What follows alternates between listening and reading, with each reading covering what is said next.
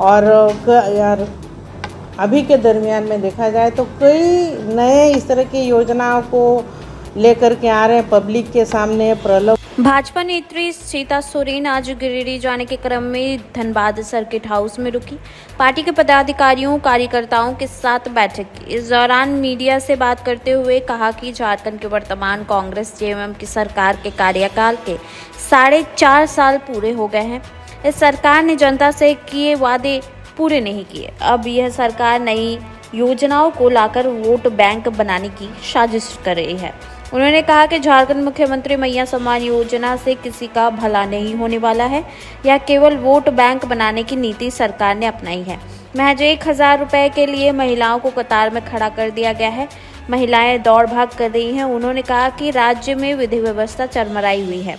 अब आदिवासी भी समझ रहे हैं कि उनके साथ इस सरकार ने छलावा किया है और आगामी चुनाव में इस राज्य सरकार को करारा जवाब देगी। घुसपैठियों के मामले में उन्होंने कहा कि सरकार को इस पर संज्ञान लेना चाहिए, पर सरकार इस पर लीपापोती करने में लगी है।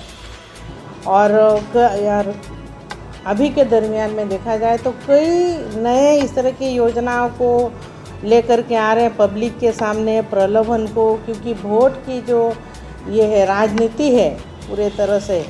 अब सरकार चाह रही कि वोटर्स को किस तरह से प्रलोभन दे कर वही तो मैं बताना चाह रही हूँ कि ये मुख्यमंत्री मैया सम्मान योजना, ये योजना शुरुआत के दौर में ही महिलाओं को क्या समझ रही है सरकार। सबसे पहले बात, महिलाएं क्या बेवकूफ़ हैं?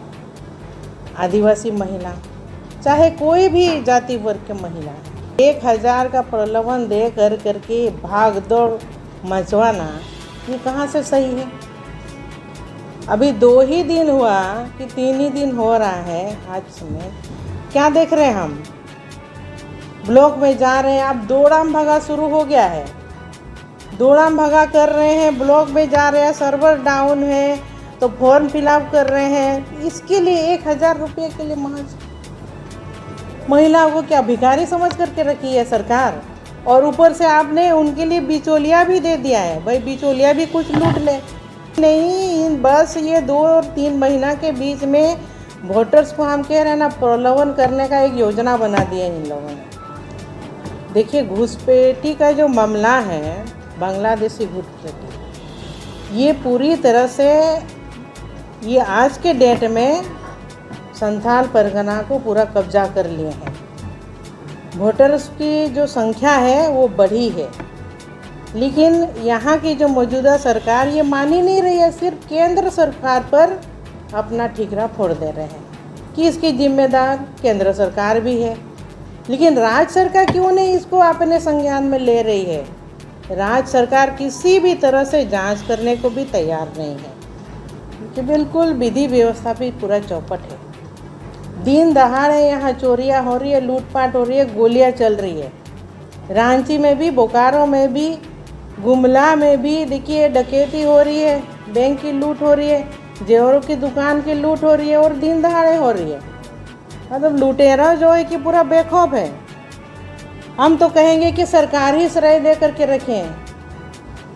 पकड़ भी रहे हैं तो हो सकता है उन लोगों को पीछे से छोड़ भी दे रहे भाई, पब्लिक को दिखाने के लिए कि हम पुलिस बल जो है कि पकड़ भी रहे हैं, समय पर मिल भी जा रहे हैं। क्या मामला है ये सब समझ में नहीं आ रहा है, लेकिन विधि व्यवस्था तो पूरी तरह से वो भी चरमाई हुई है। सारा जितना भी अवैध काम हो रहा है एक तरह से आंख बंद करके रख दिया है। देखिए, इस बार हमारी जो यहाँ की झारखंड की जनता, खासकर से आदिवासियों की जो समुदाय के लोगों का हम कहना चाहेंगे, ये लोग भी समझ चुके हैं कि उनके साथ पूरा ठग बुद्धि पूरे तरह से चल चुकी है और जनता पूरा हिसाब ले रही है। ये पूरे तरह से जब वोट का दिन पहुंचेगा तो इसका जवाब, पूरा करारा जवाब जो मौजूदा सरकार है उनको मिलने वाली है। अरे भाई, दावेदार हमारे यहाँ जो भी केंद्र नेतृत्व फैसला लेते हैं, और अभी तो हम लोग सब एकजुटता के साथ काम कर रहे हैं। जो निर्णय होगा केंद्रीय नेतृत्व का और जिनको टिकट मिलेगा उनका सब कोई साथ देने वाला है।